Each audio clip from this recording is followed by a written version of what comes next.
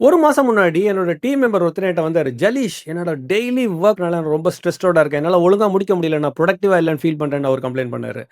அதே மாரி என்னோட பொண்ணு, ஷி ஸ்டடியிங் 11த் ஸ்டாண்டர்ட். "டாடி, இன்னும் 2 மாசத்துல குவார்ட்டர்லி எக்ஸாம் வரப்போகுது. இவ்ளோ சாப்டர்ஸ் இருக்குது. இவ்ளோ லெசன்ஸ் இருக்குது. என்னால முடிக்க முடியுமான்னு தெரியல. ரொம்ப ஆங்ஷியஸா இருக்கிறேன். ரொம்ப ஸ்ட்ரெஸ்டோட இருக்கேன்னு" சொல்றா. இந்த 2 சிச்சுவேஷன்ஸ்லயுமே ஒரே கேள்வி தான் கேட்டேன். அந்த question was, "to you have a plan?" And the answer was no.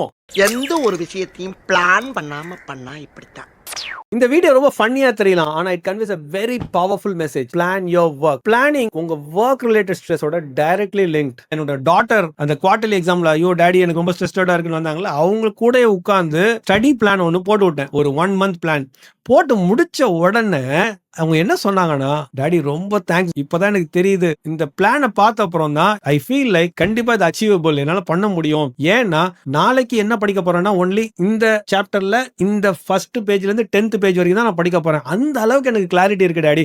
So எனக்கு வந்து அந்த ஸ்ட்ரெஸ்ஸே எனக்கு அப்படியே பயங்கரமா குறைஞ்ச மாதிரி ரொம்ப ஃபீல் பண்றேன். தேங்க்ஸ் அலாட் டாடின்னு சொல்லி அவங்க ரொம்ப ஃபீல் பண்ணாங்க. அந்த மாதிரி தான் எல்லாருக்குமே, என் டாட்டர் மட்டும் கிடையாதுங்க, நான் ஒர்க் பண்ண எல்லா டீம் மெம்பர்ஸ்க்கும் இந்த மாதிரி ஒரு ஒர்க் ரிலேட்டட் ஸ்ட்ரெஸ் வரும்போது இந்த பிளான் போட்ட உடனே it gives an amazing clarity. உங்க ஸ்ட்ரெஸ் லெவல்ஸும் பாதியா குறைஞ்சிருங்க. என் லைஃப்ல நான் பார்த்த நிதர்சனமான உண்மை. இந்த வீடியோ நீங்க ஃபுல்லா பார்க்கணும்னா இந்த லிங்கை கிளிக் பண்ணி பாருங்க.